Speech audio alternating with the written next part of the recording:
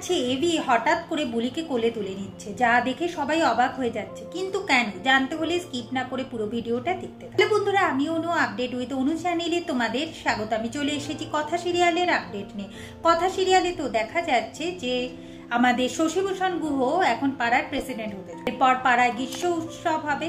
সেখানে 3 পরিবারের বউ মেয়েরা প্রতিযোগিতায় অংশগ্রহণ করবে, সাহা পরিবার, দত্ত পরিবার আর গুহ পরিবার।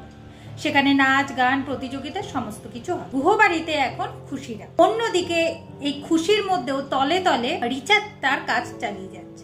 প্রান্তিক ফোন করে রিচাকে জানায় যে এই বুড়ো বুড়িদের ওপরে আমরা এই ফায়ার ফ্লাওয়ার প্রয়োগ করছি, এর জন্য কিন্তু পুলিশ রেড হচ্ছে, তাতে কিন্তু গুহ বাড়ির লোক প্রত্যয় সরকারি আছে, তাই আমরা এই মালগুলো ডক অব্দি পৌঁছাতে পারবো না, ডকে না পৌঁছালে মালগুলো সিঙ্গাপুরে যাবে না, তাই এই কাজে সাহায্য কিন্তু রিচা তোমাকেই করতে হবে।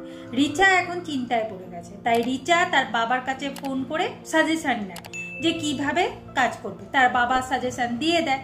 এরপর রিচা ভাবে যে মাথা খাটাতে হবে, কোনো না কোনো উপায় তো বেরিয়ে আসবে। চিত্রা এদিকে যেমন বুলিকে সন্দেহ করছে, ঠিক সেই রকম রিচাকেও সন্দেহ করছে। বুলিকে সন্দেহ করেও কুল কিনারা করতে পারছে না যে বুলি কথা কিনা, কিন্তু সে ভাবছে রিচাকে তো আমি হাতে নাতে ধরবই, আমি সমস্ত কিছু জেনেই যাই। অন্যদিকে যেহেতু একটা গ্রীষ্ম উৎসব হবে, মানে বড় উৎসব, তাই প্যান্ডেলের করতে হবে, ডেকোরেটরেরও জিনিসপত্র চাই, তাই সেই ব্যাপারে এখন তিমি আর শশীভূষণ গুহ কথাবার্তা বলছে যে কোথা থেকে সমস্ত জিনিসগুলো আনা যাবে। রিচা সেইগুলো বাইরে থেকে শুনে নেয় আর প্ল্যান করে ফেলে যে এই বাড়িতে যেমন মাই মমস ক্যাফে থেকে খাবার আসবে, সেই রকম ডেকোরেটরেরও জিনিসপত্র আসবে, তার নিচে আসবে আমাদের ফায়ার ফ্লাওয়ারের বক্স, আর ওই গাড়িগুলোই ডক অব্দি পৌঁছে দেবে, তাহলে তার কোনো চিন্তারই বিষয় না। তবে এই সমস্ত প্ল্যান করতে গিয়ে, আড়াল থেকে কথা শুনতে গিয়ে, প্রান্তিকের সাথে কথা বলতে গিয়ে বারবার করে সে বুলির কাছে ধরা পড়ে যাচ্ছে।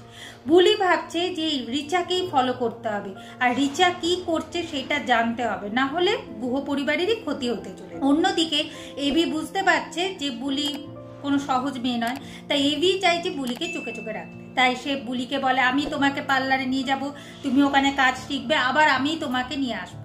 আর নিয়ে যেতে গিয়ে এবি আর বুলির মধ্যে তো মিষ্টি ঝগড়া শুরুই হয়। আর ঠিক সেই সময় বাজ পড়ে, বুলি এবিকে জড়িয়ে ধরে, ঠিক যেমন কথা আগে করত। আবার এবি বেরোতে গিয়ে বাধার সম্মুখীন হয়, তাই বুলি দাঁড়িয়ে যেতে বলে, যা হুবহু কথার সাথে মিলে যাচ্ছে। এবি বুঝতে পারছে যে বুলি হয়তো তার কথা, কিন্তু কথা কেন প্রকাশ করছে না যে সে বেঁচে আছে, কেন সত্যিটা এবিকে বলছে না, সেটাই এবি খুঁজে পাচ্ছে। এরপর তো এবি বুলিকে নিয়ে চললো পার্লারে কাজ করতে করতে বুলি গায়েব হয়ে যায়। এবি বাড়িতে আবার ছুটে এসে জানতে পারে যে বুলি বাড়িতে এসেছে ঠিকই, কিন্তু কোথায় গেছিল সেটা জানতে পারে। বুলি বলে আমি তো পাড়ার সবার খবর নিয়ে এলাম, না হলে তো এই গুহ বাড়ির সবাই তোমরা হেরে যাবে, তাই তো আমি বেরিয়ে গেছি। কিন্তু সেটা নয়, বুলি তো একটা মিশনে যুক্ত আছে, তাই সে খোঁজ নিতে গেছিল যে রিচা আর প্রান্তিক কি করতে চাইছে, আর ওই বুড়ো বুড়িগুলোই বা কোথায় গায়েব হয়ে যাচ্ছে, সেই জন্যই সে বেরিয়ে গেছে। কিন্তু এটা তো এখন কেউ ধরতে পারছে না।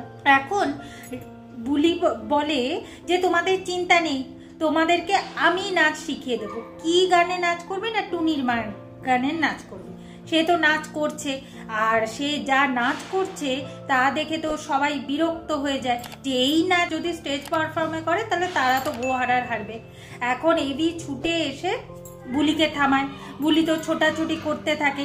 এবি এরপর বুলিকে ধরে কোলে তুলে নেয়, যা দেখে বাড়ির সবাই অবাক। এভাবে আজকের পর্বটা শেষ হয়ে যাচ্ছে। আশা করি আজকের পর্বটা তোমাদের ভালো লাগবে। ভিডিওটা ভালো লাগলে লাইক, শেয়ার ও সাবস্ক্রাইব করে দিও। ভিডিওটা দেখবার জন্য অসংখ্য